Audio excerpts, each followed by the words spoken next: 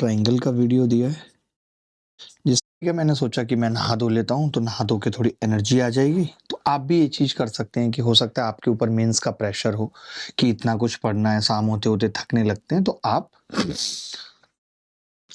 ऐसा कर सकते हैं कि शाम में गर्म पानी से नहा सकते हैं। जैसे कि मैं अभी गर्म पानी से नहाने के बाद थोड़ा ठीक फील कर रहा हूँ। मैं आपको बता देता हूँ कि ज्योमेट्री के अंदर मैंने आपको 3 वीडियोज दिए हैं। 3 दिए हैं ना? 4 अलग से वो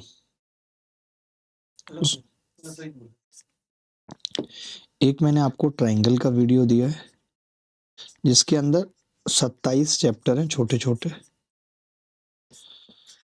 और क्वाड्रेटल के अंदर कितने चैप्टर हैं? 8, जिसके अंदर 8 चैप्टर हैं। उसके बाद पॉलीगन के अंदर ठीक है 2 होंगे, 1 चैप्टर है। और उसके बाद सर्कल के अंदर 4 चैप्टर है।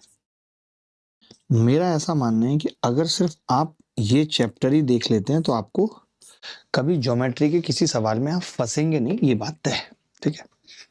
लेकिन कोई बच्चा ऐसा है जिसको लगता है कि मेरी सारी तैयारी हो गई है, मुझे और पढ़ना है, ये मतलब सफिशिएंट है। अगर मैं बात करूं कि सारे कंसेप्ट और सारे सवालों के लिए ये सफिशिएंट, मोर देन सफिशिएंट, जरूरत नहीं। बट किसी बच्चे को ऐसा है कि नहीं, मेरे को कुछ कठिन सवाल भी देखने हैं, मुश्किल सवाल भी देखने हैं, तो आप एक नजर डीपीपी पे लगा सकते हैं। डीपीपी में कितने सवाल हैं भाई? 215 थे मेरे हिसाब से। 275 सवालों की एक डीपीपी है।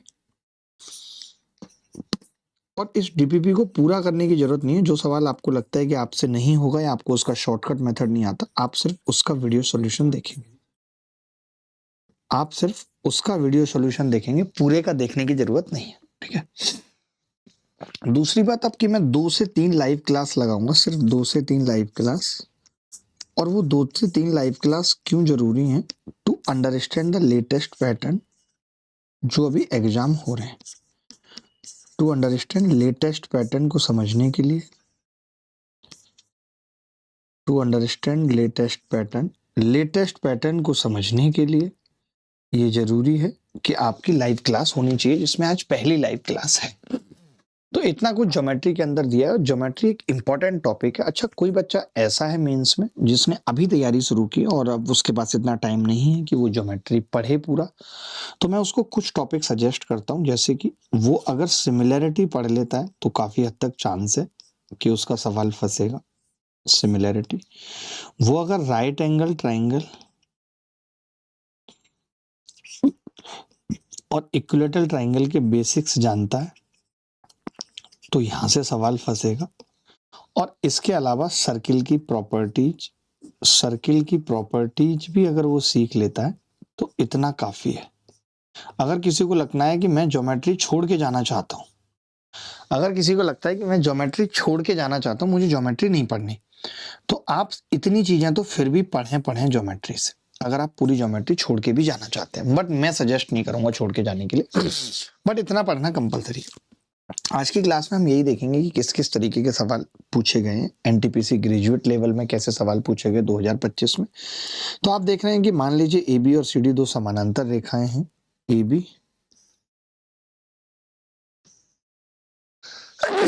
और CD 2 समानांतर रेखाएं हैं और इनको PQ एक तिर्यक रेखा काट रही है। कौन कौन सी? एक रेखा AB और एक रेखा CD समानांतर थी और PQ तिर्यक रेखा। PQ AB को R पर और CD को S पर काटती है PQ। ठीक है। यदि BRP बराबर BRP, ध्यान से सुनिएगा, BRP 2x, बिना चित्र बनाए मुश्किल है सॉल्यूशन कर पाना है, DSP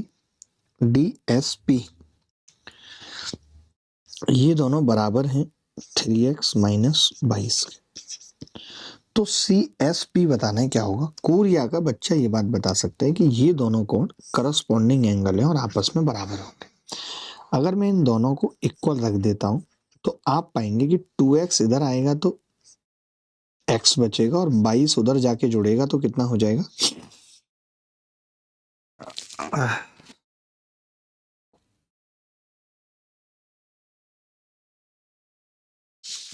अच्छा हाँ, मतलब मैं ये सवाल मैं चलो ठीक है मैं बता रहा हूँ। तो आपने कहा x कितना हो जाएगा जी? 22 और 23 35 हो जाएगा x। अब आप क्या करेंगे उसके बाद कि आप x 35 यहाँ डालेंगे तो 35 गुणा 3 105, 105 में से आप 22 घटाएंगे। थोड़ा लेंथी हो रही है कैलकुलेशन, तो 105 में से अगर 22 घटेगा तो कितना बचेगा? 83। तो ये 83 आ जाएगा और फिर आप बोलेंगे कि जी ये क्या होगा? तो आपका जवाब होगा कि ये 180 माइनस 83 होगा बराबर 97 होगा। यही उत्तर है। A is the correct answer. A is the correct answer.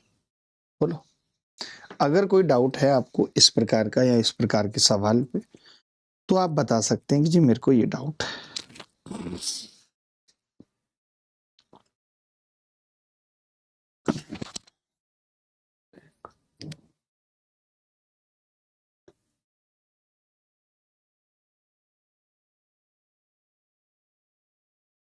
चलिए आगे बढ़ते हैं। ऐसे सवाल पेपर में छोटे मोटे टुच्चे पूछे जा रहे हैं। हाँ 18 साल के हो गए हो ना भाई, अब शांत रहो। दो तिर्यक छेदी रेखाएं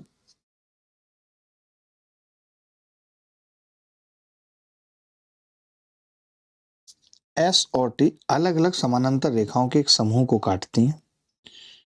एस समानांतर रेखाओं को बिंदु ए बी सी डी पर काटती है तथा टी समानांतर रेखाओं को ई एफ जी एच पर काटती है। यदि A B 5 C D 3 E F 15 तो जी एच की लंबाई क्या होगी? आपको बताना है सवाल। फटाफट फटाफट से बताएंगे।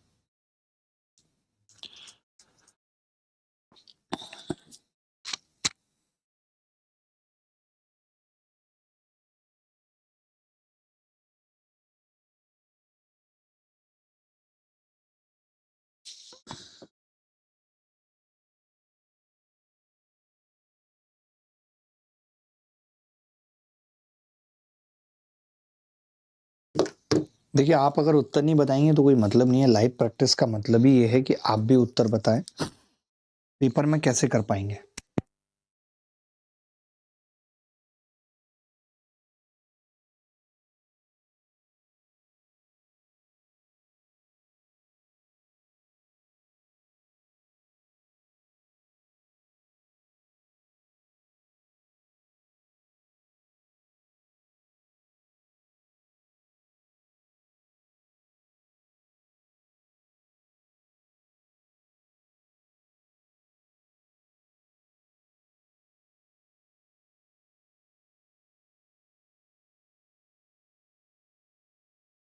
बहुत ध्यान से देखिए और समझिए ये क्या कह रहा है। अगर दो तिर्यक रेखाएं चार बिंदु पर काट रही हैं, इसका मतलब चार रेखाएं हैं। 1 2 3 4। ठीक है। अब ये कह रहा है दो तिर्यक रेखाएं हैं, एक एस है मान लेते हैं और एक टी है।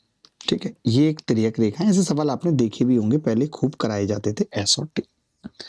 अलग अलग समांतर रेखाओं को एस किस पे काट रही है? ए पे, बी पे, सी पे और डी पे। और टी समानांतर रेखाओं को ई एफ जी और एच पर काट रही है। आपने कहा कि जी ए बी 5 है, ये 5 है, सी डी 3 है, ये 3 है, ई एफ 15 है, ये 15 है ई एफ।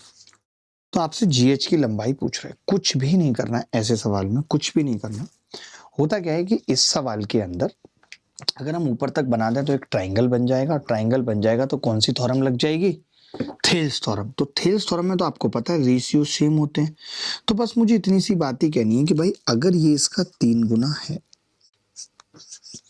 तो रेशियो सेम होने का मतलब है इसको भी 3 गुना होना पड़ेगा। जीएच 9 होगा। जीएच 9 होगा तभी सवाल में ये लाइनें पैरेलल रह पाएंगी, नहीं तो नहीं। तो सीधा उत्तर है 9। अब ऐसे सवाल में क्या चित्र बनाना जरूरी है? तो ऐसे सवाल में चित्र बनाना जरूरी नहीं है। क्यों नहीं है? देखिए क्योंकि आप देख रहे हैं ये वाला ए बी पहले वाला और इस ए बी का 5 है। ठीक है भाई, आपने कहा कि वहीं उसी के रेस्पेक्ट में ये वाला ई एफ कितना है, तो आपने कहा 15 है, यानी आप समझ गए कि भाई 3 गुना है।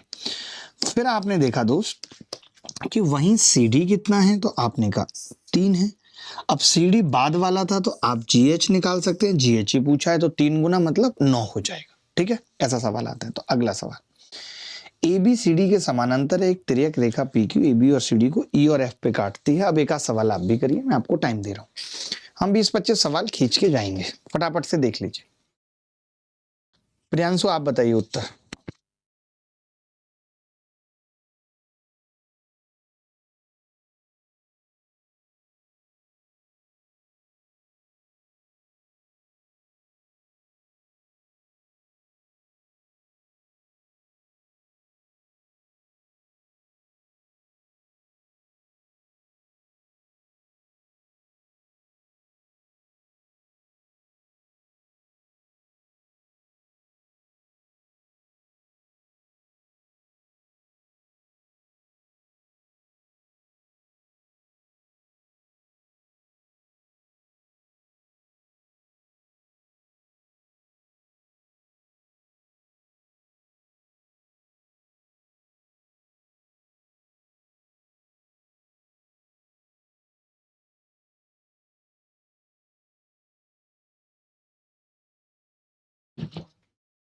जी लव यू। मैं तो दीपक यही कह रहा हूं, 25 ही कराऊंगा, लेकिन आप प्रैक्टिस करो, आप जवाब दो, मुझे कोई दिक्कत नहीं। तुषार भाई की भी शादी हो गई, ये एक अपने आप में बड़ी दुखद कहानी है। पी क्यू ए बी और सी डी को क्रम से ई और एफ पर काटता है। एक ही लाइन है पी क्यू। पी क्यू जो लाइन है वो रेखा ए बी और सी डी को ई और एफ पर काटती है। ई और एफ पर काटती है। पीई बी 59 डिग्री है। पीई बी 59 डिग्री है। जी ए बी और सी डी के बीच एक बिंदु इस प्रकार है। जी ए बी और सी डी के बीच एक बिंदु इस प्रकार है कि बी ई जी बराबर 50 डिग्री और जी एफ ई बराबर 33। मान लेते हैं कि जी ये बिंदु है। तो सवाल हमसे कह रहा है कि जी एफ ई भी दे रखा है इसने, और एक इसने दे रखा है हमें बी ई जी। बी ई जी, ठीक है, दोनों एंगल बन गए। तो ये कितना दे रखा है सवाल में, बी जी, तो आपने कहा 50 डिग्री दे रखा है, और जी एफ ई कितना दे रखा है, 33 डिग्री दे रखा है। आपसे ई जी एफ पूछ रहा है, ई जी एफ ये पूछ रहा है आपसे। कोरिया का बच्चा बता सकता है, कोरिया का बच्चा। जैसे मैंने देखा कि सबका यूनिट डिजिट अलग अलग है, तो मैं पूरा नहीं करूंगा, सिर्फ यूनिट डिजिट देखूंगा। मैं क्या बोलूंगा, ध्यान से सुनना कि भाई ये एंगल निकालना है, और ये एंगल आएगा 180 -59 -50, यही आएगा। तो आप ये कह सकते हो कि जब मैं 180 में से घटाऊंगा तो इन दोनों का जोड़, इसका और इसका, 59 + 50 बचेगा, और आपको पता है उसमें से 33 घटा दूंगा तो खाली मुझे मिल जाएगा ई जी एफ। ये बात आ रही है समझ। आपने कहा 9 में से 3 गए जी, 6 वाला उत्तर होगा गुरुजी, तो 6 वाला एक ही ऑप्शन है, a is the correct answer. बोलो बोलो भाई।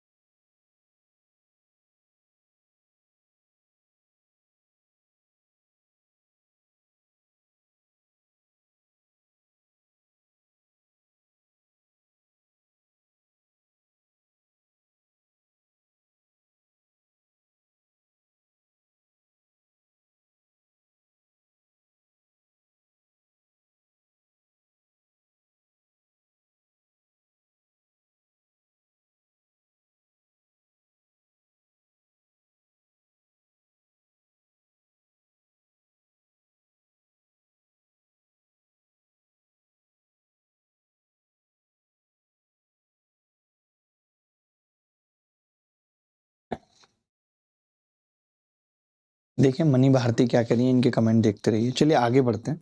अब आप समझ गए ना कि हमें थोड़ा जल्दी करना होता है, हमें अपने एक एक सेकंड्स बचाने होते हैं।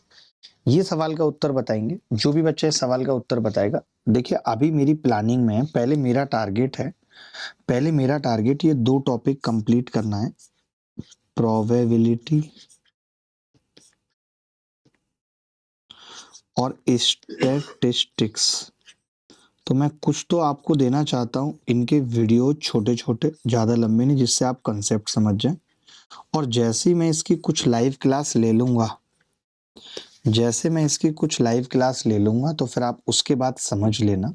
लाइव क्लास लेने के बाद आप समझ लेना, या हो सकता है मैं इसका एक भी वीडियो ना दूं, सिर्फ मॉक टेस्ट ही चलेंगे। तो चिंता ना करें बिल्कुल भी।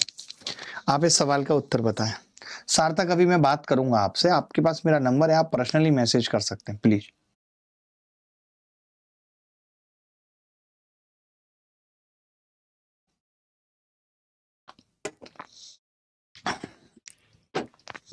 The sides of a triangle are 109। अब जैसे ऐसा सवाल मैं जब देखता हूँ कि 109, 171 और 100 और कोई ट्रिपलेट नहीं बन रहा है, what the length of its altitude corresponding the side length of 171। यानी कितना ही घटिया सवाल इन्होंने पूछ लिया कि ये एक साइड है, ये एक साइड है, ये एक साइड है, और इस पे एल्टीट्यूड बताओ। यानी इन्होंने मुझे कह दिया कि ये 171 वाला एल्टीट्यूड बताओ, जबकि ये 100 है, या 109 है, और ये 100 है। यही तो पूछ लिया इन्होंने मुझसे, तो इन्होंने तो मेरी वॉट लगा दी। अब लेकिन मैंने देखा कि यार ऑप्शन तो दूर दूर हैं दोस्त, मैंने क्या देखा कि ऑप्शन तो दूर दूर हैं या नहीं, तो मैंने कहा मैं थोड़ा सा इसमें अप्रोक्सीमेशन का सहारा लेता हूँ। ठीक है भाई, अप्रोक्सीमेशन का सहारा ले लेता हूँ। तो बताइए कि क्या सहारा ले सकते हैं जिस हिसाब से ऑप्शन है।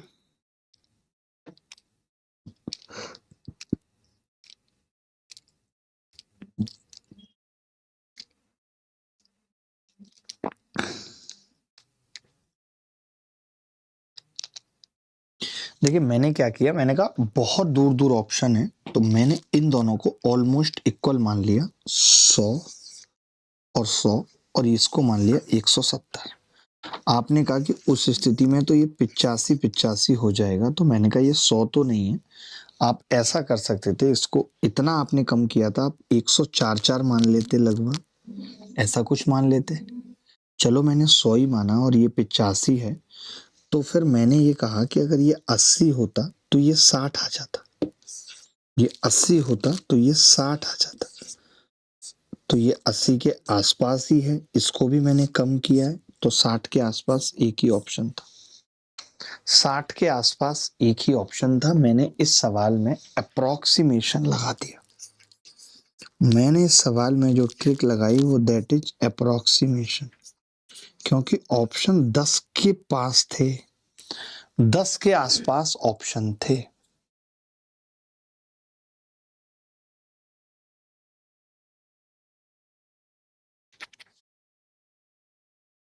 यार ये जो दीपक लड़का है, इसका नंबर लेके इसको 190।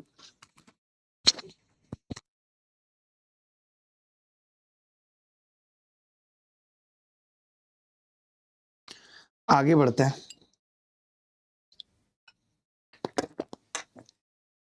देखिए भाई,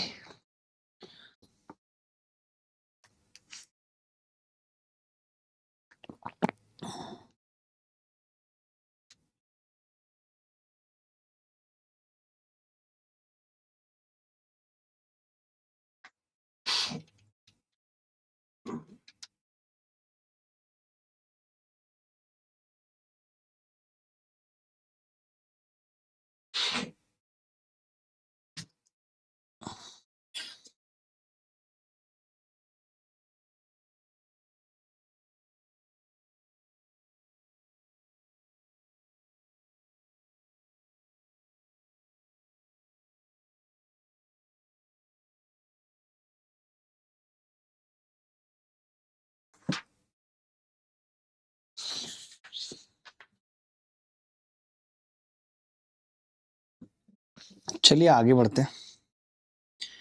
आप ऐसा भी कर सकते थे कि 105 ले लेते इनको, थोड़ा 110 था तो 105 ले लेते, कोई बड़ी बात नहीं थी, ठीक है। चलिए आगे बढ़ते हैं। ये सवाल देखिए, ये यूपीएससी सीडीएस में आया हुआ सवाल है और बड़ा ही अलग और अद्भुत सा लग रहा है, आप उत्तर बताएंगे। ये कह रहा है एक त्रिभुज एबीसी में बीसी पर डी एक बिंदु है। मैं चित्र बना लेता हूं, तब तक आप अटेम्प्ट करेंगे सवाल को। मैं चित्र बना लेता हूं, तब तक सवाल अटेम्प्ट करेंगे, ठीक है। एबीसी में बीसी पर बिंदु डी है। यदि AB इंटू डी सी, क्या ऐसा लिख सकते हैं इसको कि AB अपॉन AC लिख सकते हैं? आपने कहा लिख सकते हैं, बराबर BD अपॉन DC लिख सकते हैं, आपने कहा लिख सकते हैं। तो आपको नहीं लगता कि अगर ऐसा हो गया कि इसका और इसका अनुपात इसके और इसके अनुपात के बराबर है, इट मीन्स कि AD एंगल बाइसेक्टर है बेटा।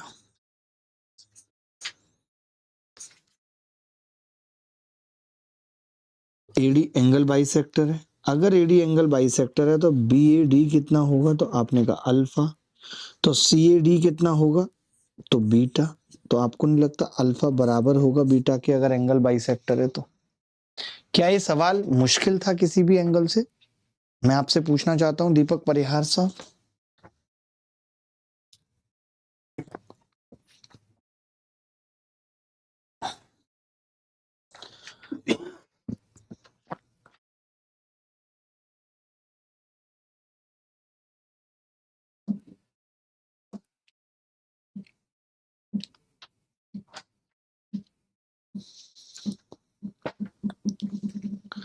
रेखा त्रिभुज एबीसी में रेखा डीई पैरेलल है बीसी के, भुजा AB को D पर और AC को E पर प्रच्छेद करती है। AD 5, DB 7, AE 10। तो EC का मान बताओ। अभी CHSL प्री 2025 में सवाल पूछा गया।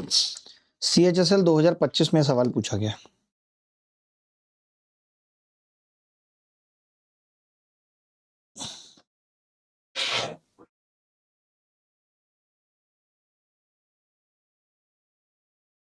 अल्ट्रा कैल्सी में तो अभी क्लास हुई है। क्लास एक बच्चा कह रहा सर आपने अल्ट्रा कैलकुलेशन बैच की क्लास क्यों नहीं लगा रहे हो? अभी तो लेके आया हूं अंशु गोस्वामी अल्ट्रा कैल्सी बैच की क्लास। यार ये कौन बच्चे हैं जिनको यही नहीं पता चलता कि अल्ट्रा कैल्सी बैच में क्लास चल रही है? हद हो गई है।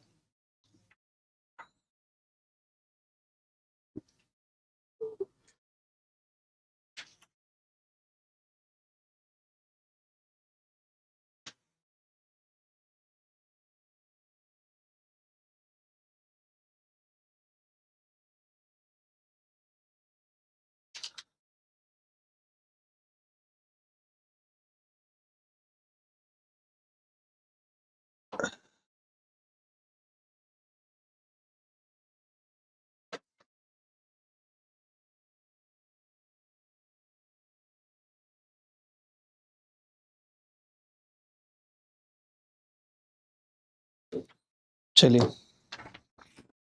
त्रिभुज एबीसी में ध्यान से देखिए, त्रिभुज एबीसी में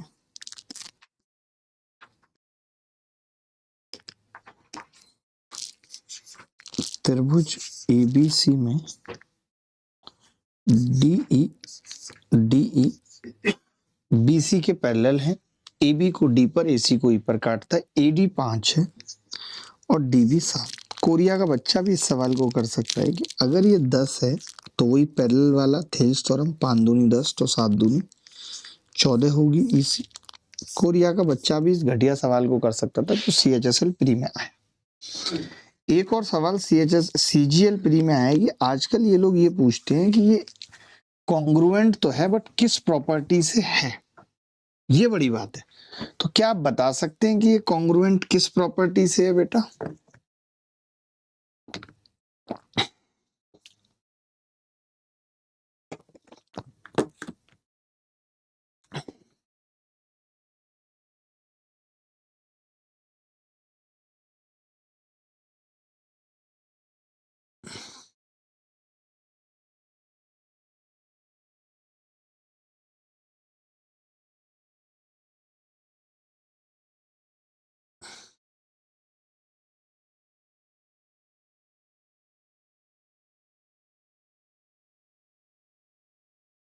देखिए,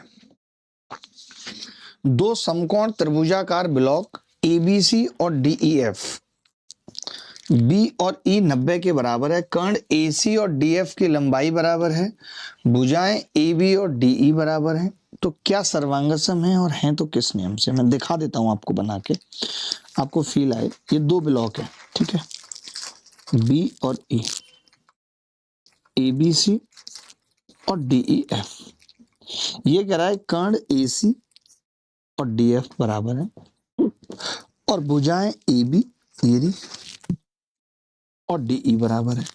तो देखिए इसमें क्या है कि एक तो राइट एंगल ट्राइंगल है आर,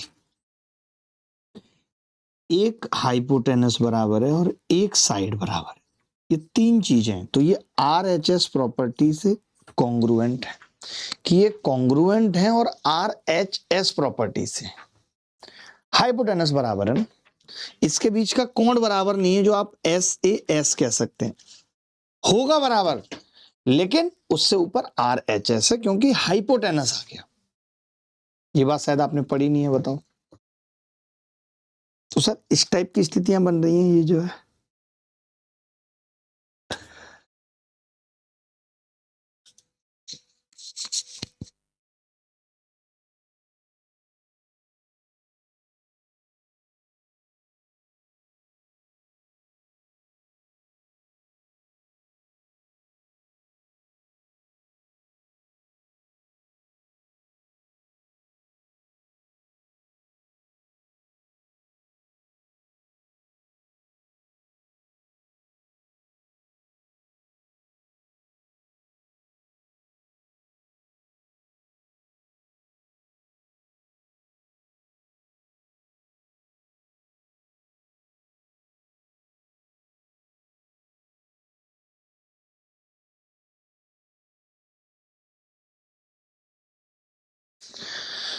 ये सीजीएल प्री 2025 में आया, आप प्लीज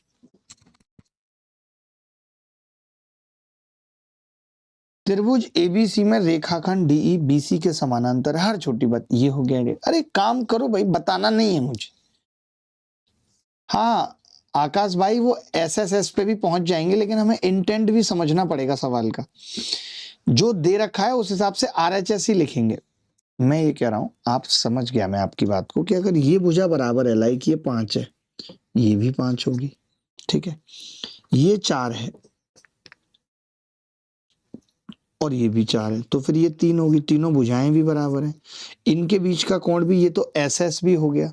यानी अगर आप ट्रिपल एस कह रहे हो, ओ सॉरी साइड कह रहे हो कि तीनों भुजाएं आपस में बराबर हैं, तो एस ए एस भी है और दो एंगल और साइड भी है, ये सब भी है। तो फिर अलग क्या रहा? वो अलग ऑप्शन है ये, समझ गए? अलग ऑप्शन है ये।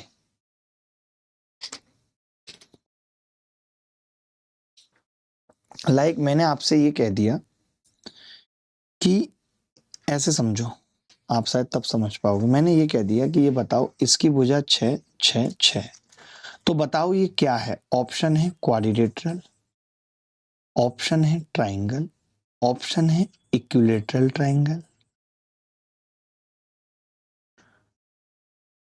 और ऑप्शन है सर्किल। तो आप इक्विलेटरल ज्यादा एप्रोप्रिएट है तो एप्रोप्रिएट ही लगाओगे ना, आप ट्राइंगल नहीं बताओगे।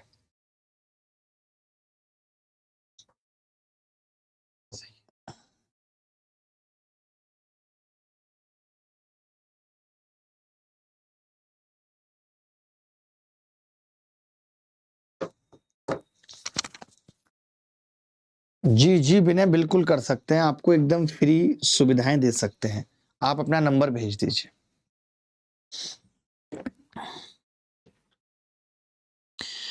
त्रिभुज एबीसी में एक रेखाखंड डीई बीसी के समानांतर है, जिसमें डी ए बी पर और ई ए सी पर है, ठीक है। त्रिभुज एबीसी में, त्रिभुज एबीसी में, त्रिभुज एबीसी में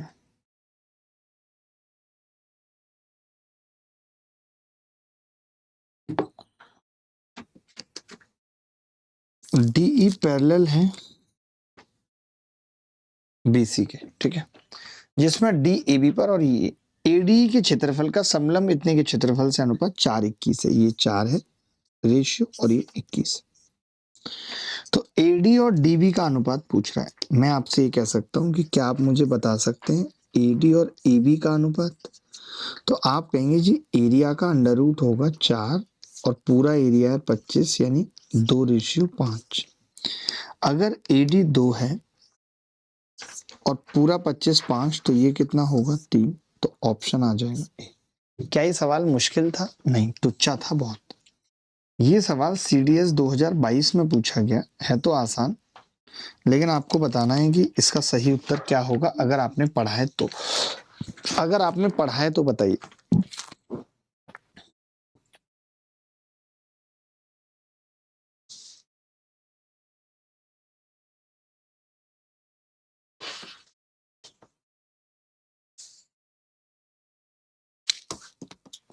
एक्स्ट्रा अर्निंग का सोर्स नहीं बन जाएगा आपका?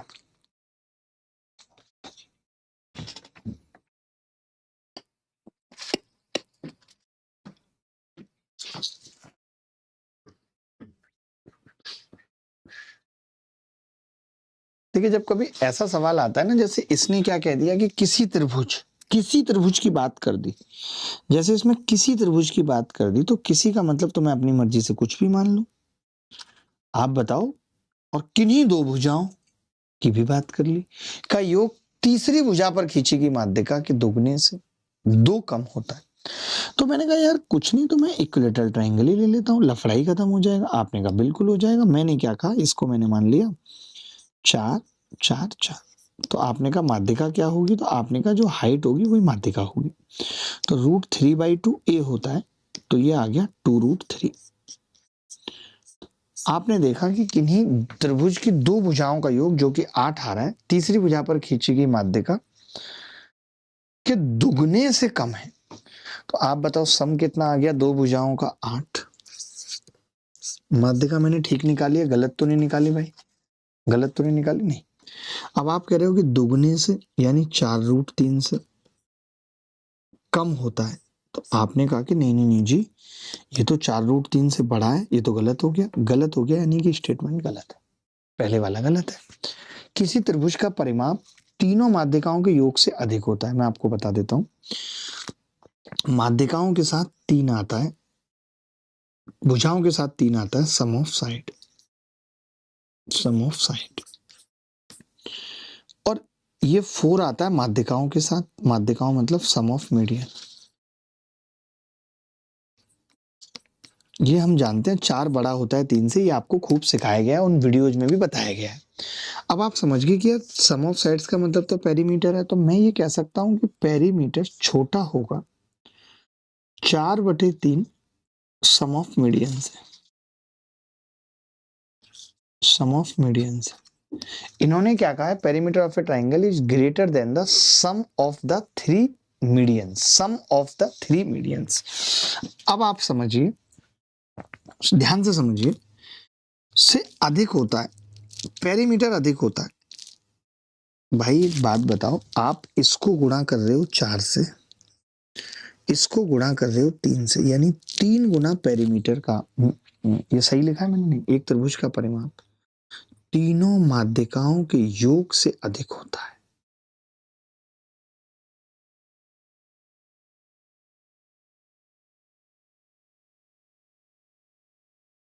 सही है ये बात? किसी का आ रहा है उत्तर? एक तो गलत है, एक गलत है, तो ये भी गलत है, ये भी गलत है।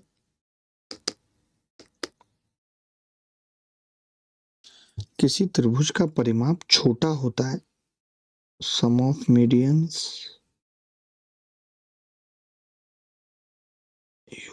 अधिक हो। हाँ बिल्कुल सही बात तो है। देखो मेरी बात तो सुनो, इसको ना आप ऐसे कर लो, P छोटा है किससे, मैंने इसको 3+1 लिख लिया, तो आप कहेंगे एक तो सम ऑफ मीडियंस आ जाएगी और प्लस सम ऑफ मीडियंस बटा 3 बचेगा। तो P इससे तो छोटा होता है, सम ऑफ मीडियंस और इसके 1/3 से छोटा होता है, लेकिन त्रिभुज का परिमाप तीनों माध्यिकाओं के योग से अधिक होता है। ये क्लियर कह पाना मतलब थोड़ा सा मुझे डाउट लग रहा है। एक त्रिभुज का तीनों माध्यिकाओं के योग से, बेसिकली तीनों माध्यिकाएं अंडर रूट में आती हैं। आप माध्यिकाओं का स्क्वायर करें वो मुझे चलेगा, मंजूर है, बट आप माध्यिकाओं के योग की बात कर रहे हैं।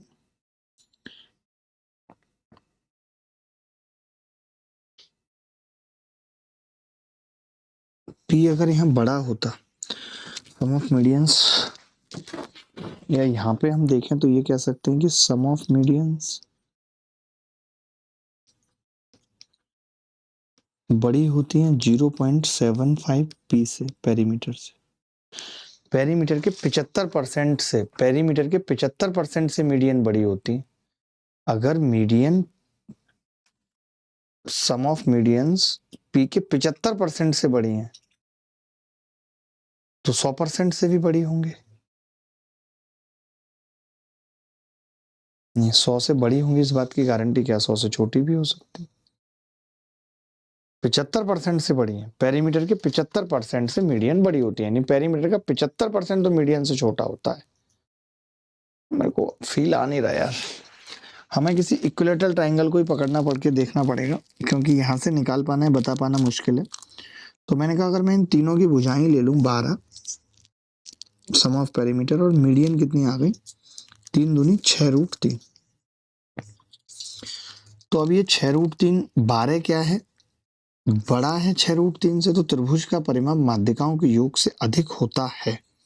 इक्विलेटरल पे ये बात सही बैठ रही है। आप चाहो तो किसी एक ट्रायंगल पे भी और चेक कर सकते हो, क्योंकि अगर इक्विलेटरल पे ऐसा है तो आप ये समझो सब पे ऐसा होगा। ऐसा नहीं हो सकता कि किसी अलग अलग पे ही ऐसा हो। ठीक है, हमें बहुत सारी बातें यहाँ से पता चली, 75%, ये वो दुनियादारी सब हमने देखा।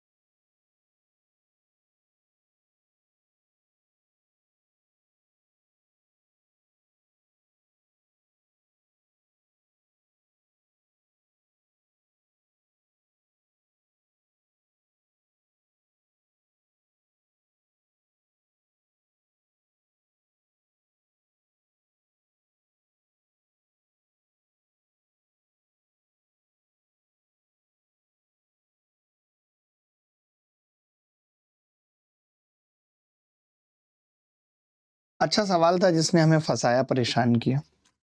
त्रिभुज PQR में एक वृत्त अंकित है जो भुजाओं QR, PR और PQ को क्रमशः बिंदु SUT पर स्पर्श करता है। PQ बराबर QR प्लस 5, PQ बराबर PR प्लस 2 है। PQR का परिमाप 32 है, तो PR का मान किसके बराबर होगा? देखिए मैं बताता हूँ, चित्र बनाने की जरूरत नहीं है, फिर भी आपको समझाने के लिए बना रहा हूँ, ध्यान से समझना।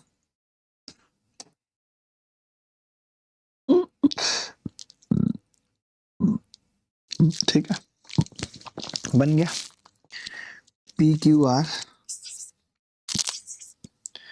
और SUT पे ये इसे टच करता है।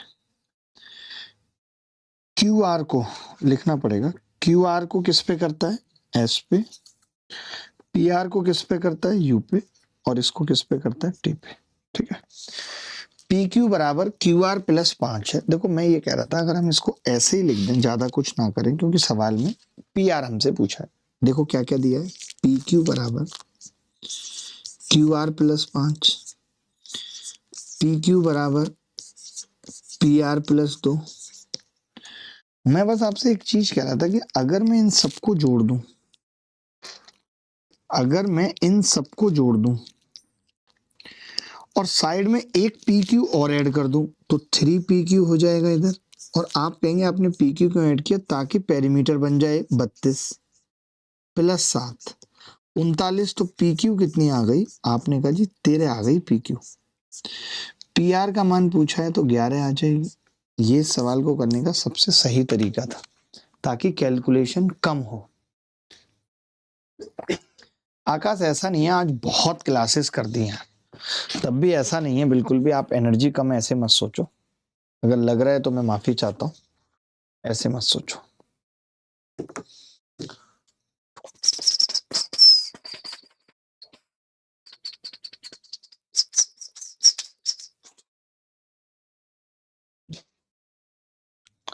विवेक सिंह की भी मदद कर दो आप। विवेक सिंह आप अपना नंबर भेज दो।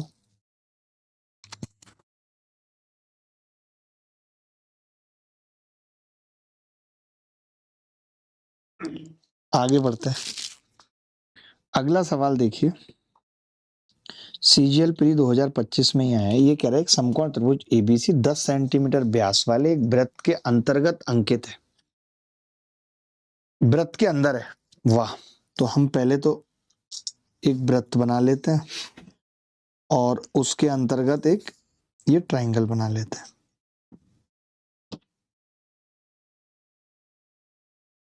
ठीक है भाई, आपने देखा कि ए बी सी 10 सेंटीमीटर व्यास वाले वृत्त के अंतर्गत अंकित है। आपको पता है कि अगर ये इसके तीनों शीट से गुजर रहा है तो ये ही इसका सेंटर होगा और ये AC इसका डायमीटर होगा, क्योंकि angle in semi circle 90 degree होता है। तो यानी कि व्यास का मतलब AC 10 है, AB की लंबाई 6 है, तो वृत्तखंड AD की लंबाई क्या होगी ये बताना है। इन्होंने कहा शीर्ष B से कर्ण AC तक एक शीर्ष लंब BD खींचा गया, BD खींचा गया, BD, और AD की लंबाई पूछ रहा है। तो कितने लोग ये जानते हैं, डायरेक्ट मैंने पढ़ा रखा है कि AD बराबर होगा जिसके करीब है यानी 6, 6 का स्क्वायर अपॉन AC 10, 3.6 उत्तर आ गया। आप सोचेंगे ये कैसे आ रहा है, तो आप कॉस अल्फा या फलाना ढिमका लगा सकते हैं। कैसे, आप इस ट्रायंगल में अल्फा माने इसको, तो आपको पता है कि अल्फा का मतलब हो गया कि कॉस अल्फा आप निकालेंगे इसमें, कॉस अल्फा, तो कॉस अल्फा होगा AD और बटे 6। आपको पूरे ट्रायंगल में कॉस अल्फा समझना पड़ेगा, 6/10, तो AD कितना आ जाएगा 3.6। वही सेम चीज है जो हमें याद रखनी होती है। ये सब मैंने राइट एंगल ट्रायंगल में आपको पढ़ाया है।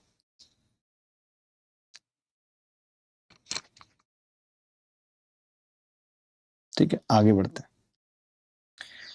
ABC एक त्रिभुज है जिसका कोण A समकोण है। इसके अतिरिक्त AB बराबर 8, BC 10, DBC पर एक बिंदु है जिससे ADBC पर लंबवत हो। आपको ये बताना है। बड़ा ही प्यारा सवाल है, कौन सबसे जल्दी बताएगा। अभी CDS के 2025 के एग्जाम में ये सवाल पूछा गया। कल भी हम CDS में आए हुए बहुत तगड़े तगड़े सवाल करेंगे जिनके CGL में पूछे जाने के चांसेस बहुत ज्यादा है।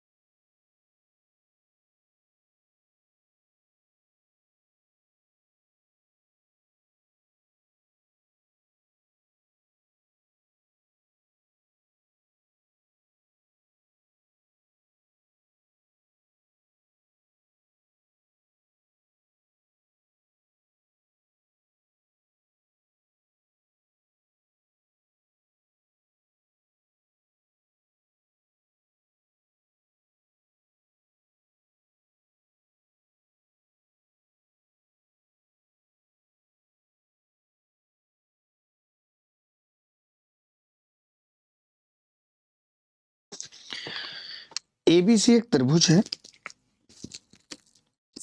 एबीसी एक त्रिभुज है, ए पर समकोण है,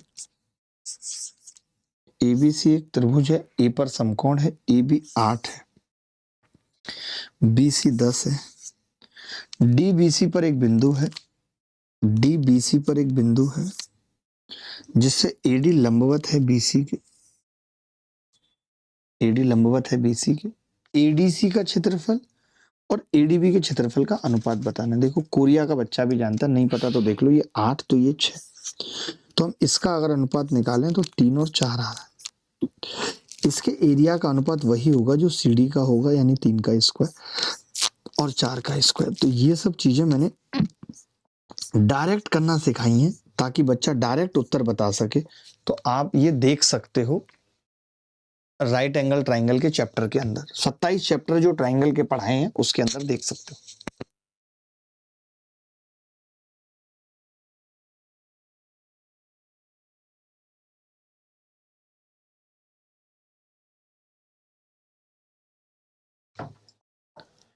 सर मेरा कमेंट पढ़ लीजिए, सार्थक मैं पढ़ूंगा, अभी मुझे ज्यादा कमेंट मत पढ़ने के लिए विवश करो प्लीज, रिक्वेस्ट है, आज मत करो, फिर किसी और दिन पढ़वा देना।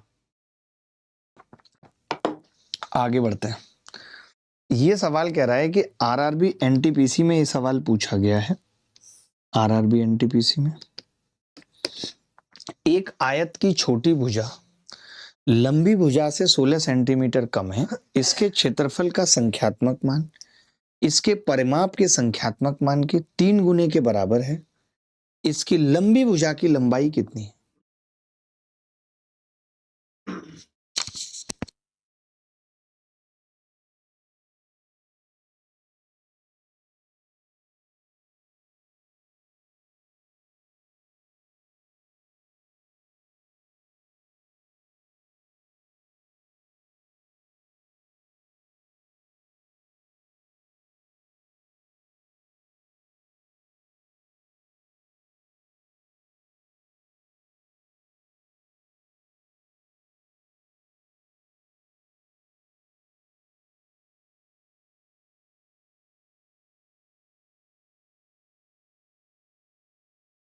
देखो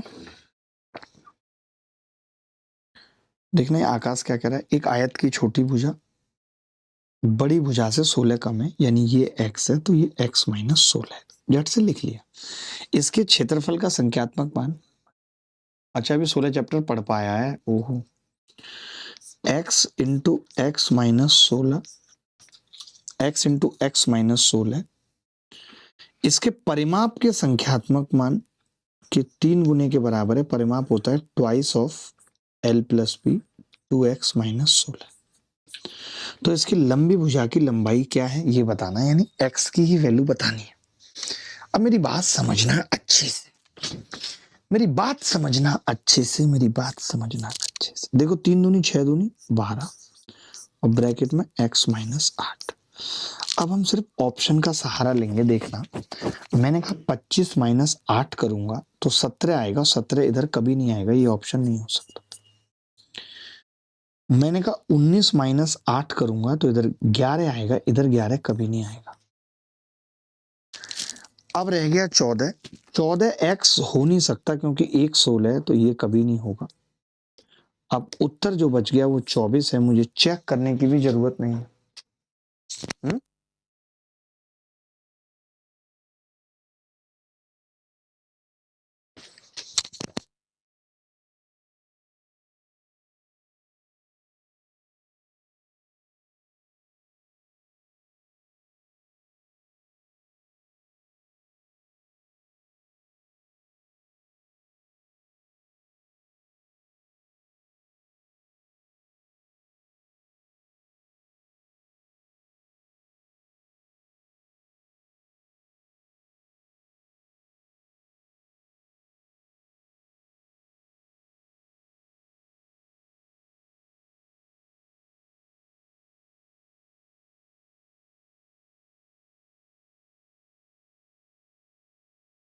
देखो भाई ये सवाल समझ गए या नहीं पहले बताओ।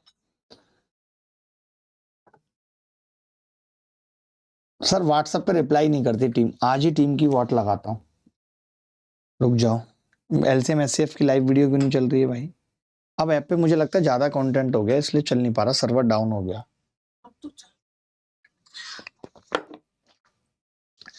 जिन बच्चों को ऐप में ऐसा दिक्कत आ रहा है वो क्या करेंगे, ऐप फॉर्मेट करेंगे और दोबारा से ऐप डाउनलोड करेंगे मेमोरी क्लियर कैसे करके। ये सवाल सही है मैंने जो 24 किया है?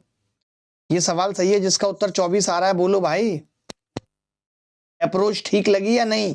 या पूरा निकालने जाते हो, फैक्टर करते हो? एक कह रहा 25 को कैसे एलिमिनेट किया? अरे 25 में से 8 घटाऊंगा तो इधर 17 आ रहा है ना, और इधर 17 कैसे आ जाएगा बताना? 25 गुणा 9 आएगा। बोलो।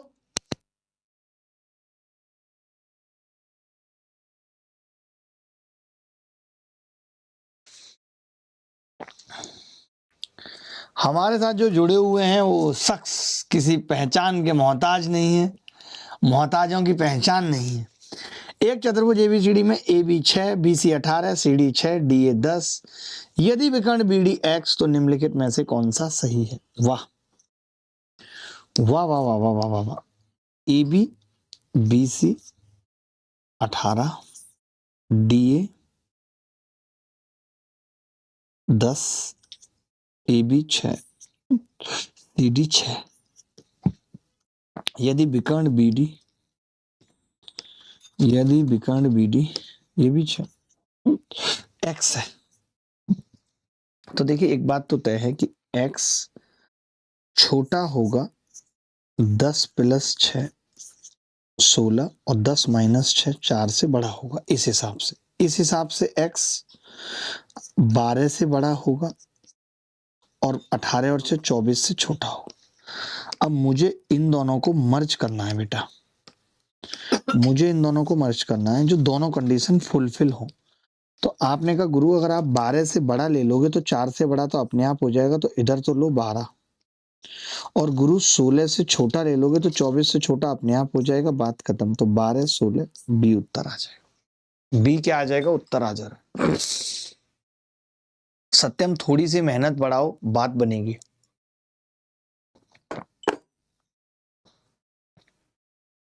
आगे बढ़ते हैं। एबीसीडी एक चतुर्भुज है जिसमें ए बी पैरेलल है डीसी के, और ई और एफ क्रमशः विकर्ण एसी और बीडी के मध्य बिंदु हैं। यदि A B 14, B C 73, D C 90 और ए डी 22 तो ई एफ की लंबाई बतानी है क्या हो। देखिए अगर विकर्ण के मध्य बिंदु हैं ई और एफ, तो हम ये जानते हैं कि डायरेक्ट फॉर्मूला हमें पता है कि ई एफ बराबर हाफ ऑफ पैरेलल साइड्स कौन कौन सी हैं, ए बी और डी सी, तो D C minus A B अंतर का आधा होगा। मैंने कुछ आव देखा ना था, सीधे 90 में से 14 घटाया यानी 45 में से 7 38 उत्तर बता दिए। अगर ये विकर्ण के मध्य बिंदु ना होते और ये भुजाओं के मध्य बिंदु होते तो उत्तर प्लस हो जाता A B plus D C. ये सबको पता है या नहीं कि अगर एक्स और वाई या ई और एफ विकर्णों के मध्य बिंदु हैं तो E F half of D C minus A B होगा, half of.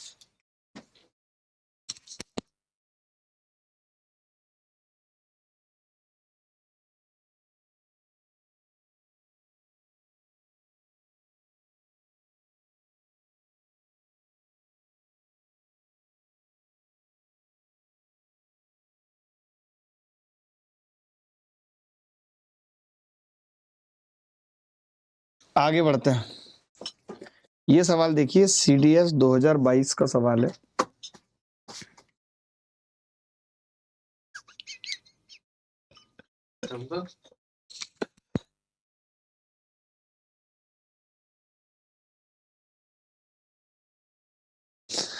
A B C D एक ट्रेपेजियम है जिसमें ए बी डी सी के पैरेलल है, ए बी डी सी के पैरेलल है। Vertices A B C and D pass through a circle, circle से गुजरते हैं चारों। ए बी सी एक समलंब चतुर्भुज भी है, तो मैंने ये बनाया और एक चतुर्भुज इसके अंदर बना दिया।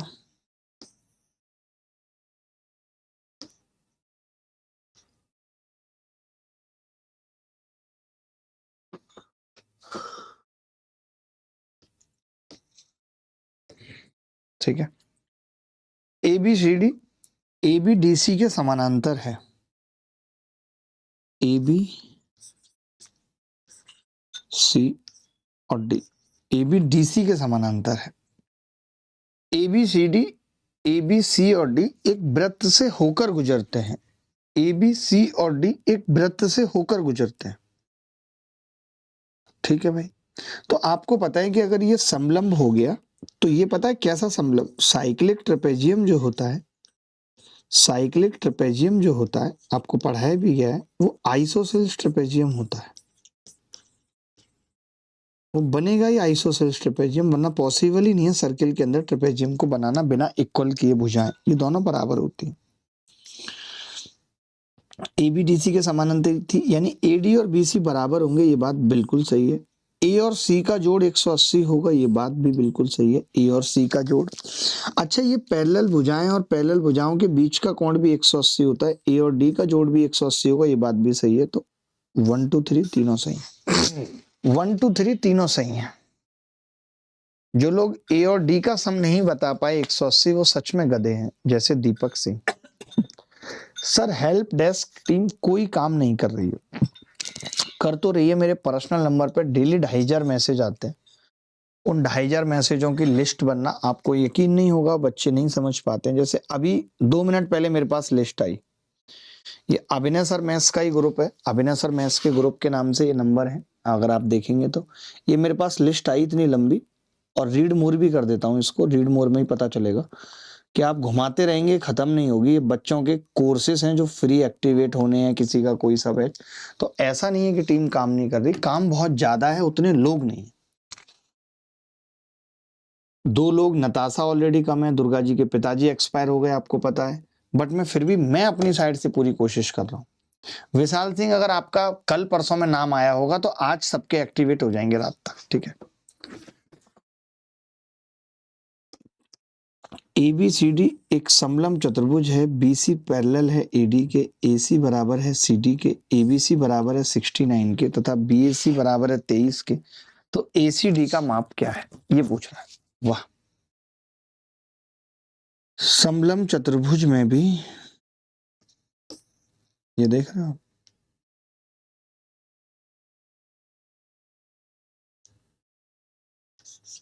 ABCD, AC बराबर है CD के, ये ध्यान से समझना, अच्छा सवाल है। AC बराबर है CD के, ये AC और CD आपस में बराबर है। वाह, ABC 69 है, ये 69 है दोस्त। BAC ये 23 है। ACD का माप पूछ रहा है, क्या होगा?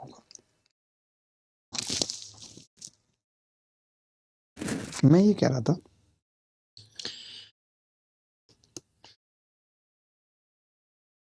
ये एंगल जितना होगा, मान लेते हैं अल्फा है, तो आपने कहा ये वाला भी अल्फा होगा, होगा या नहीं होगा? आप मानते हो ये बात या नहीं? तो आपने कहा हाँ मानते हैं। तो मैंने कहा ये अल्फा तो निकाला जा सकता है, तो आपने कहा हाँ जी। 23 और 69 अगर जोड़ दें, 70 और 22 92, 92 का मतलब ये 88 होगा, तो मैंने कहा ये भी 88 होगा। आपने कहा ये 88 है और ये दोनों भुजाएं बराबर हैं, तो ये भी 88 होगा। अब ये 88 अगर आ गए तो बचा हुआ तो केवल 4 रह गया, ये उत्तर है। बड़ा गंदा सा सवाल था, ये उत्तर आ गया।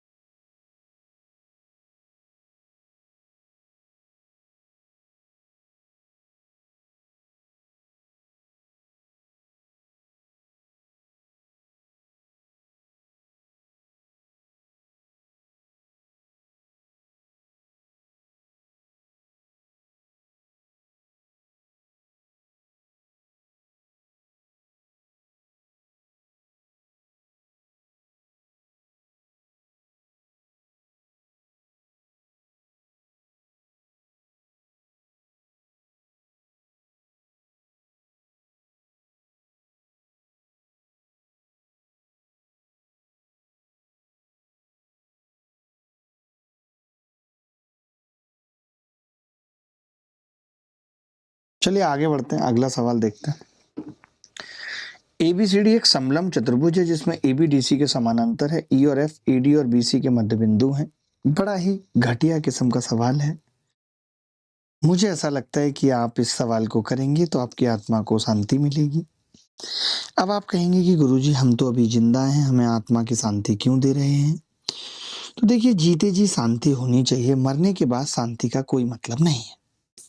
अभी मैंने थोड़ी देर पहले आपको एक बात समझाई, थोड़ी देर पहले ही अभी एक बात समझाई है कि अगर E और F इस भुजाओं के मध्य बिंदु होते तो EF एक्चुअली होता क्या है? एवरेज होता है AB और CD का सम का आधा। अब EF चूंकि 10 है तो मैं यहां से ये कह सकता हूं कि AB प्लस CD 20 आ जाएगा। यानी एक बार जोड़ूंगा तो AB आ जाएगा 12, एक बार घटाऊंगा तो ये आ जाएगा 8। तो 12 8 96 उत्तर है 2 कौड़ी का सवाल है। अब आप कहेंगे कि क्या इस सवाल को बिना चित्र बनाए या किसी और तरीके से नहीं किया जा सकता था? तो मैं बताता हूं। जैसे आपको पता था कि इनका अंतर 4 है। अब 100 के ऐसे फैक्टर 20 पंजे 100, 25 चौका 100, कोई भी नहीं है जिसका अंतर 4 हो, ये उत्तर नहीं हो सकता। 12 सत्ते 84, 5 अंतर है। थोड़ा बहुत भी आगे पीछे करूंगा 12 को, 14 छिक्के 84, तो अब वो 4 से बड़ा ही आएगा अंतर, क्योंकि अभी 5 है। 108 18 छिक्के 108, 12 निम्न 108, 3 है। क्या कोई और इसके फैक्टर हो सकते हैं? 12 के बाद तो सीधे 18 से कटता है, नहीं, तो ये भी नहीं हो सकता। फिर मैं देख लेता कि जी ये तो आप कहते हैं हाँ 12 8 96, 4 फैक्टर हो रहा है, यही उत्तर है। तो ऐसे सवाल में चित्र बनाने की जरूरत नहीं थी, सिर्फ हम फैक्टराइजेशन से इस सवाल को निपटा सकते थे। अगला सवाल है यूपीएससी सीडीएस 2024 में कि आर त्रिज्या वाले एक वृत्त के चतुर्थांश में आर त्रिज्या वाला एक अंतर्गत वृत्त खींचा जाता है, तो आर का आर से अनुपात क्या है? वैसे ही सवाल पाइथागोरस का है और कुछ लोग इस सवाल को कैसे करते हैं वो बताता हूं।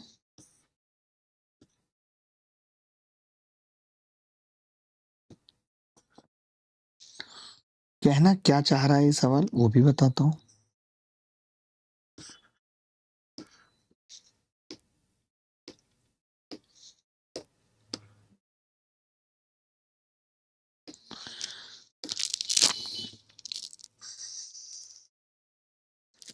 ऐसे है दोस्त, ठीक है, थोड़ा मिटा के बनाना पड़ेगा, ठीक है, सही है। सर आज की क्लास अल्ट्रा कैल्सी बैच में नहीं चल रही थी, अल्ट्रा कैल्सी बैच में क्लास हो गई है। आपने कहा कि जी हमें इसकी रेडियस आर दे रखी है, ठीक है, ये रेडियस आर दे रखी है और ये पूरी दे रखी है यहां से यहां तक, ये भी आर है, लेकिन ये कैपिटल आर है, ये वाली स्मॉल आर है। ये तो वृत्ति भाग गया, ये स्मॉल आर है, ये आर है, तो ये भी आर है। मैंने कहा कि ये एक वर्ग बनेगा, क्योंकि ये आर तो ये भी आर, ये भी आर, क्योंकि 90 90 के कोण हैं, तो ये r√2 हो जाएगी। आपने देखा कि जो कैपिटल आर है वो आर प्लस r√2 है। जैसे आपने √2 वाला चक्कर देखा, एक ही ऑप्शन में √2 था, ए लगा दिया, उससे आगे जाने की जरूरत नहीं। जैसे बहुत बच्चे क्या करते हैं, पेपर के अंदर आर कॉमन लेंगे, जब मैं ऑप्शन पे निगाह भी तो लगाऊंगा कि √2 अगर एक ही ऑप्शन में तो मैं इधर उधर क्यों झांकूंगा? आप मुझे बताइए, क्या वजह है कोई झांकने की? नहीं है। आगे बढ़ते हैं। ये सवाल देखिए, कौन बच्चा बताएगा? जो बच्चा इस सवाल को बताएगा उसकी अलग से इज्जत होगी। अब नए साल में प्रोबेबिलिटी पढ़ेंगे, यू विल रीड या you will study probability in new year. नए साल में आप प्रोबेबिलिटी पढ़ेंगे।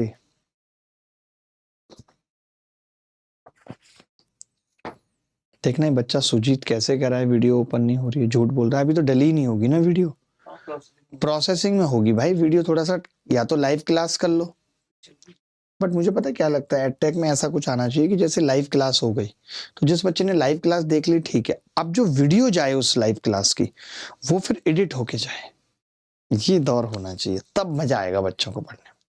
तो बच्चे लाइव क्लास के लिए भी प्रेरित होंगे और जिसको लाइव क्लास देखनी नहीं है उसको एटलीस्ट एक ऐसा सेशन मिलेगा।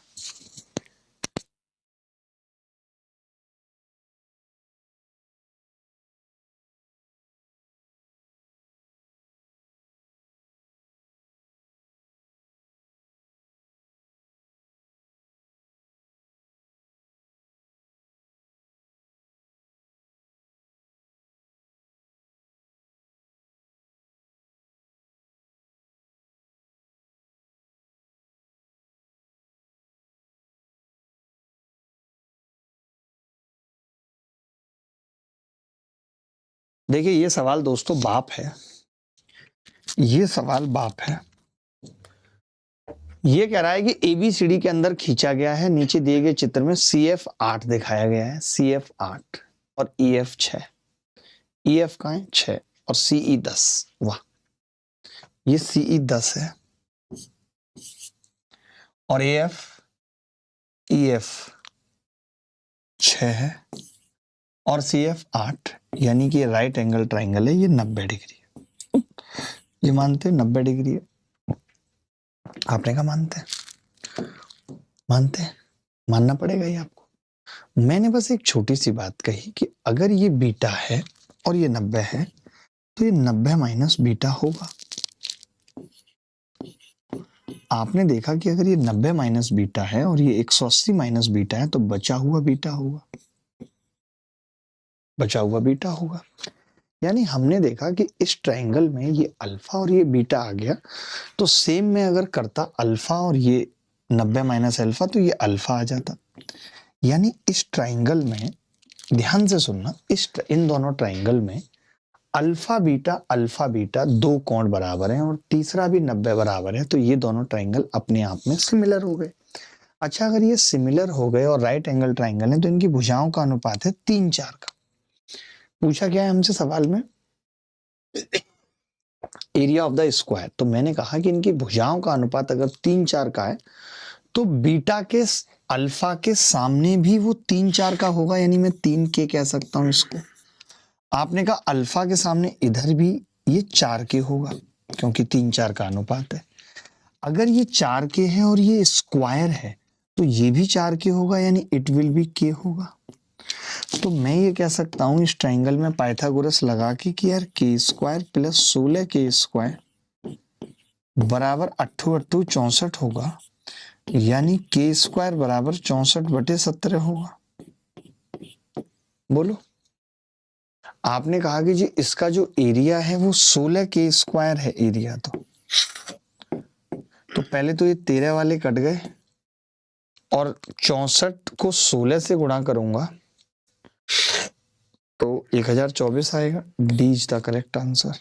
16K² था। बोलो भाई, किसी को डाउट है तो बता सकता है वो बच्चा। बोलो भाई, किसी को भी डाउट है तो बता सकता है। एनीबॉडी एल्स, कोई भी बॉडी बता सकते हैं, मेरे को किसी भी बॉडी से कोई दिक्कत नहीं। सर रिकॉर्डेड वीडियो में फुल स्क्रीन करने पर कमेंट होम करके नीचे आ जाता है, मतलब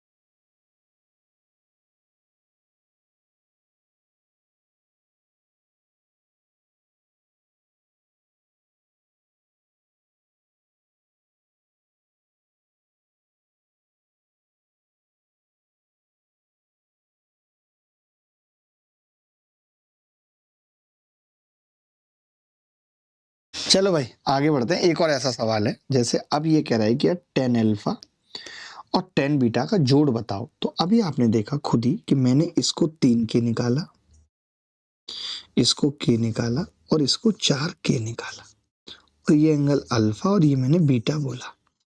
तो कोरिया का बच्चा ये जानता है कि गुरुजी टेन अल्फा की बात करोगे तो वो 4 आ जाएगा, 4 के बटे के, और टेन बीटा की बात करोगे तो वो 1/4 आ जाएगा, यानी 4 चौक 16 और 1 17/4।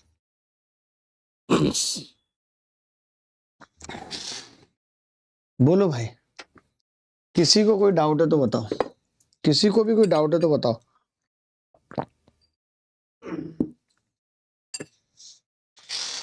बोलो भाई।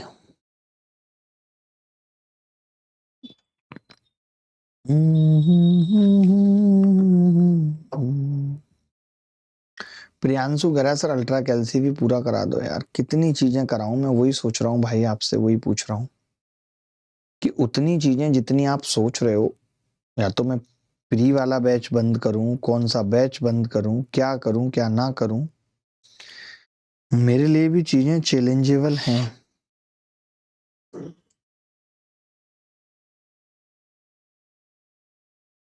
Invitation expired.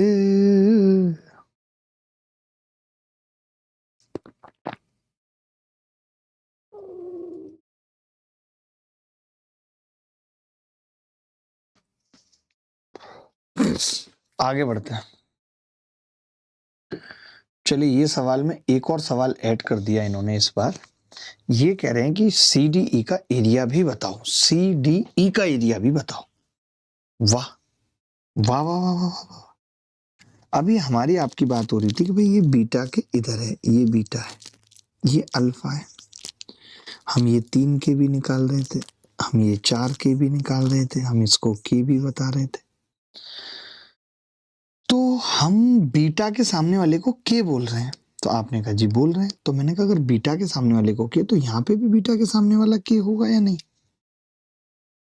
क्योंकि 10 बीटा 1/4 है, वो नहीं होगा। नहीं होगा जी, नहीं होगा, डिक चिक नहीं होगा, डिक चिक नहीं होगा। चलो, तरीके तो बहुत सारे हैं ऐसे सवालों को करने के, बट जैसे मैं फिर से आपको एक बात कहूंगा कि 10 अल्फा 4 है। परसेंटेज कल अपलोड हो जाएगा। आपको पता है कि 10 अल्फा 4 है, ध्यान से सुनना मेरी बात को, 10 अल्फा 4 है या नहीं 4? तो आपने कहा है। अगर 10 अल्फा 4 है, यानी इसको और इसको भाग करूं तो 4 आए, तो आपने कहा ये 3 के/4 कर लो आप इसको। अब इसका इस भाग लगाओगे तो बात बन जाएगी। अगर ये 3 के/4 है तो 4 के में से घटाऊं तो ये 13 के/4 बच गए। मैं इतना समझ गया कि जो भी उत्तर आएगा वो 13 का मल्टीपल तो होगा, और नीचे 17 आएगा ये भी मुझे पता है, तो ये उत्तर नहीं है। 13 का मल्टीपल भाई ये है, 13 का मल्टीपल, और ये भी 13 का मल्टीपल है, दोनों ही हैं, तो कुछ नहीं कर सकते। ये 4 के है। आपने कहा जी सी डी ई का एरिया पूछा है, वो होगा हाफ इंटू 13 चौका 13 के स्क्वायर आ गया, 4 से 4 कट गया। अब आपको पता है कि के स्क्वायर की वैल्यू आपने निकाली थी अभी, 64/17 थी, इसको भाग किया तो ये 32 आ गया। अब 13 तिया 39, 390 और 26, 416/17 उत्तर आ गया। ये तीनों सवाल आपस में इंटरकनेक्टिंग थे, ये तीनों सवाल आपस में इंटरकनेक्टिंग थे और अच्छे थे। और सीडीएस में कोई सवाल पूछा जाता है तो उसको उस तरीके से तोड़ना थोड़ा मुश्किल भी होता है। सर एक क्लास इंपॉर्टेंट फॉर्मूलों के नयन में कराऊंगा, एकदम कराऊंगा, चिंता की बात ही नहीं है नयन। मैं आज ही, मैं कहीं जा ही नहीं रहा हूं, अब चाहे कितना भी अर्जेंट काम आ जाए मुझे निकलना ही नहीं है।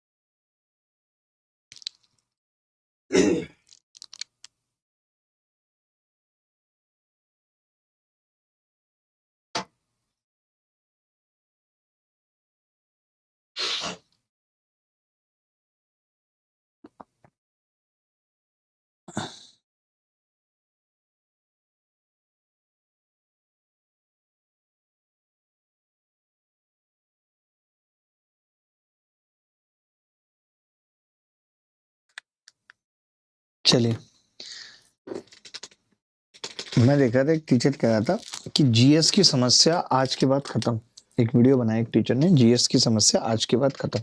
फिर मैं उसके चैनल पे गया तो पिछले साल में उसने कम से कम 20 वीडियो ऐसे डाले, जीएस की समस्या आज के बाद खत्म। सोचो, और फिर मैंने ये भी देखा कि वो जब जीएस पढ़ा रहा है तो कह रहा है कि बहुत दिक्कत है, ये है वो है, यानी उसकी खुद की भी समस्या नहीं खत्म हो रही है और जीएस की समस्या आज के बाद खत्म। थंबनेल पे थंबनेल चल रहा है, देखो भाई। ये कह रहा है 20 सेंटीमीटर त्रिज्या के वृत्त का केंद्र। आज तो बहुत हल्के सवाल थे, लेकिन दिखाना जरूरी था कि किस एंगल के सवाल पूछे जा रहे हैं। एक जीवा AB की लंबाई, और करारे सवाल भी करेंगे। एक जीवा AB की लंबाई 32 सेंटीमीटर है।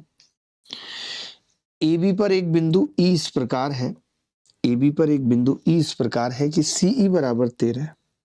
कोई भी बिंदु हो सकता है वो। तो AE इंटू EB बताना है क्या होगा। देखिए दोस्त, मान लेते हैं ये CE है, मान लेते हैं, मैं तो पता नहीं है कुछ, कि CE है, ये CE है। CE कितना है? 13 है। आपसे कह रहा है AE इंटू EB बताओ क्या होगा। AE इंटू EB बताओ क्या होगा। बताएगा कोई बच्चा? AE into EB। देखो, मैं ये कहूंगा, हमने बहुत सारी चीजें पढ़ी हैं, आज तक की हैं। इसको ना सीधे सीधे ऐसे खींचो, ऐसे खींच सकते हैं तो आप कहेंगे खींच सकता हूं। अगर ये 20 है रेडियस, और ये 13 और ये भी 7 होगी 20, तो मैं ये जरूर कह सकता हूं, इसको P मान लेता हूं, इसको Q, कि AE इंटू EB बराबर होगा 7 गुणा 20 और 13 कितना हो गया? 33। 7 या 21 का 1 हासिल 2, 7 या 21 और 2 23, 231। इस सवाल में कहीं भी जीवा AB की लंबाई का कोई रोल नहीं है, बिना उसके उत्तर आपकी छाती पे आ रहा है। वाह दीपक, वाह दीपक, वाह दीपक, वाह दीपक, वाह।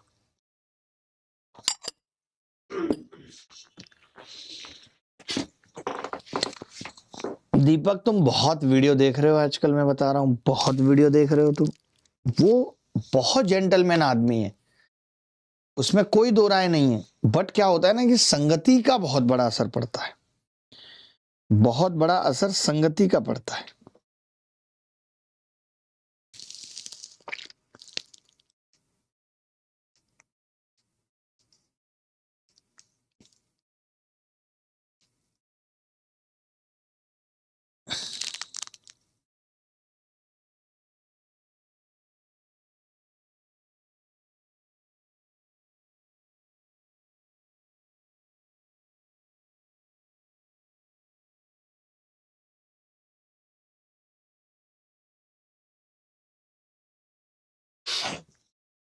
आगे बढ़ते हैं, अगला सवाल।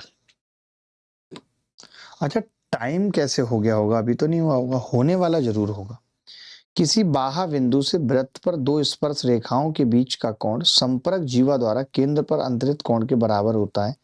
इस कोण और परिधि पर जीवा द्वारा बनाए गए कोण के बीच क्या संबंध है? वाह। एक वृत्त है दोस्त, ये रहा। इतने बड़े कैसे बन जाते हैं वृत्त?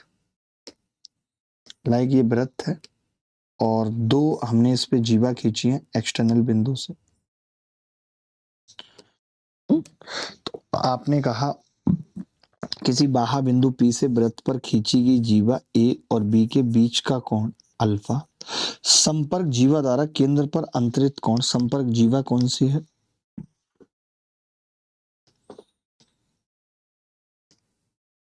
और ये केंद्र पर कौन सा कोण बनाएगी वो देखिए। तो हमें पता है कि ये 90 होता है, ये 90 होता है, तो ये 90 माइनस अल्फा। संपर्क जीवा द्वारा केंद्र पर अंतरित कोण, संपर्क जीवा मतलब by the chord of contact at the centre,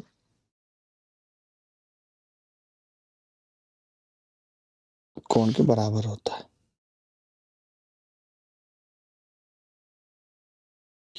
देखिए, अगर आप ये कह रहे हो कि ये बराबर है, मान लिया आप ये कह रहे हो कि ये बराबर है, फिर आप एक तरफ ये भी पूछ रहे हो कि इस जीवा द्वारा परिधि पर बनाए गए कोण के बीच क्या संबंध है। तो ये तो बेवकूफी वाली बात हो गई भाई, ये तो अल्फा बाई 2 होगा, तो 1 इज ट्वाइस द अदर आ जाएगा। एक दूसरे का दुगना है, बात खत्म। एक दूसरे का दुगना है, बात खत्म भैया। ये क्या सवाल पूछ लिया है आपने हमसे? पूछ लिया तो अच्छी बात है।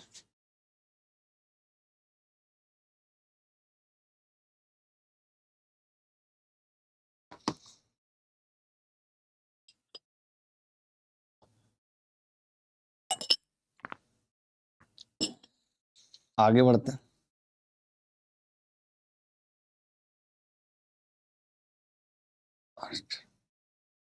जी जी दीपक, आप सही समझे हैं। देखिए सीजीएल प्री 2025 में ये सवाल पूछा गया है, सीजीएल प्री 2025। क्या सवाल है? दो जीवाएं ए बी और सी डी बराबर लंबाई की हैं, एक वृत्त के केंद्र से 10 सेंटीमीटर की दूरी पर है। यदि त्रिज्या 26 है तो जीवाओं की लंबाई, मतलब कितना टुच्चा सवाल है, आप सोच नहीं सकते। जैसे मैं ये कह रहा हूं कि यदि त्रिज्या 26 है तो ए बी की लंबाई क्या होगी, ये बताना। तो हमने कहा कि भाई ये ए बी है, सिर्फ ए बी की बात कर लेते हैं। ए बी है, आप कह रहे हैं कि केंद्र ओ से इसकी दूरी 10 है, आप कह रहे हैं कि ये 26 है, तो ये 24 होगी। 5 12 13, तो ये भी 24 होगी, यानी 48 उत्तर आ जाएगा। बताओ, गलत कह रहे हैं तो बताएं। जी जी ज्योति, मैं मदद करता हूं, आप अपना नंबर छोड़ दीजिए देवी ज्योति। दो वृत्तों की त्रिज्याएं 12 और 4 हैं, सीधी सामान्य स्पर्श रेखा की लंबाई 15, तो केंद्रों के बीच की दूरी। देखिए ऐसा सवाल जब भी आता है, सीधी सामान्य है यानी 15 बराबर अंडर रूट केंद्रों के बीच की दूरी एक्स स्क्वायर माइनस ये 12 माइनस 4 का स्क्वायर होगी। 12 माइनस 4 यानी 8 का स्क्वायर। 15 का स्क्वायर 8 के स्क्वायर से यानी एक्स 17 होगा। 8 15 17 का ट्रिपलेट है, बात खत्म। ये कोई सवाल में सवाल है नहीं। पी क्यू आर किसी वृत्त का व्यास है, पी क्यू और आर क्यू इसकी दो जीवाएं हैं। चाप पी क्यू की लंबाई आर क्यू की लंबाई की आधी है, पीओ क्यू का मान बताइए। अच्छा सवाल है। ज्योति का नंबर नोट कर लो, इनकी मदद करेंगे। एक देखते हैं कि कैसे इनका होगा।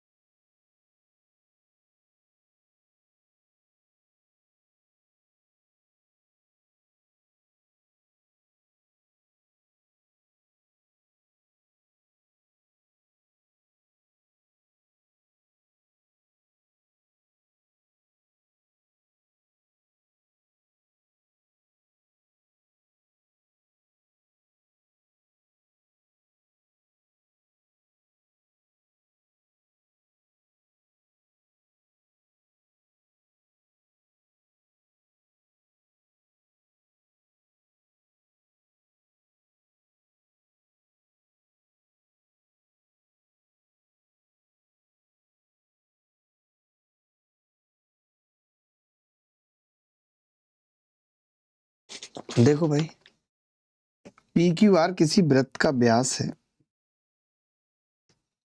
पी क्यू आर किसी वृत्त का व्यास है,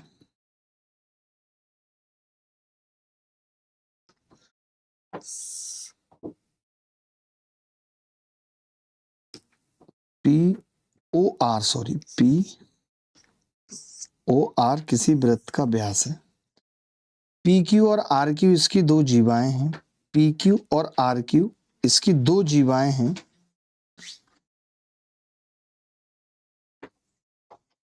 ठीक है भाई, पी क्यू और आर क्यू, ये रहा आर क्यू, पी क्यू और आर क्यू इसकी दो जीवाएं हैं, चाप पी क्यू की लंबाई, जो ये पी क्यू है इस चाप की लंबाई आर क्यू की लंबाई की आधी है, यानी अगर ये चाप 2x लंबाई का है तो ये चाप x लंबाई का होगा, ठीक है। तो पी ओ क्यू की माप ज्ञात कीजिए, पी ओ क्यू की माप ज्ञात कीजिए,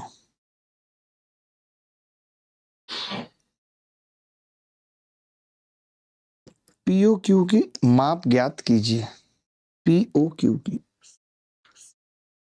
माप ज्ञात कीजिए,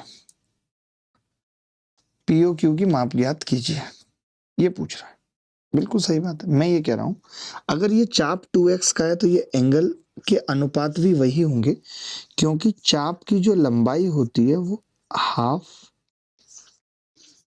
एल आर होती है, चाप की लंबाई हाफ एल आर होती है, यानी अगर ये थीटा है तो ये 2 थीटा होगा, और आपको पता है कि 3 थीटा 180, यानी ये 60 और ये 120 होगा।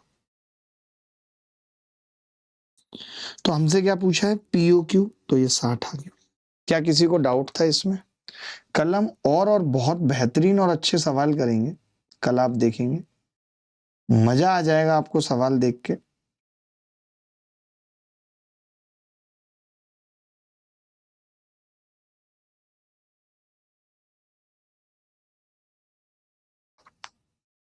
ठीक है, आगे बढ़ते हैं। ये एक सवाल है कुछ एक, बट मैं सोचता हूँ कि कल जब मुश्किल सवाल करेंगे तो इन सवालों में आपसे मुलाकात होगी। तो आज मुझे लगता है कि हमने 25 के आसपास सवाल तो किए, बट बहुत छोटे छोटे थे, मुझे भी शर्म आ रही है। तो कल से दो चीजें मैं कर रहा हूँ, अल्टरनेट क्या कर रहा हूँ, 1 2 3 4 5 6 7 8 9 10 11 12 13 14 15 16 17 18 19 20 21 22 23 24 23 24 25 26 26 सवाल। लेकिन मैं एक चीज कह रहा हूँ कि कल से क्या कर रहा हूँ, अल्टरनेट क्लास, जैसे एक दिन तो 1.5 घंटे की चल रही, एक दिन तो 1.5 घंटे की चल रही है, तो एक दिन तो अल्टरनेट कर रहा हूँ 1.5 आवर, ठीक है, और एक दिन कर रहा हूं 2 आवर, यानी कल जो क्लास होगी वो अब 2 घंटे की होगी, ठीक है। और फिर शायद 1 या 2 जनवरी या 3 जनवरी के बाद आपको बता दूं, फिर 3 घंटे की भी क्लास होगी, 3 घंटे की भी क्लास होगी सुबह और शाम, ठीक है। तो चलिए अभी के लिए इतना ही, अगली मुलाकात फिर होगी आपसे। ध्यान रखिएगा, खुश रहिएगा, ख्याल रखिएगा, बाय बाय, टेक केयर, धन्यवाद, thank you very much, bye.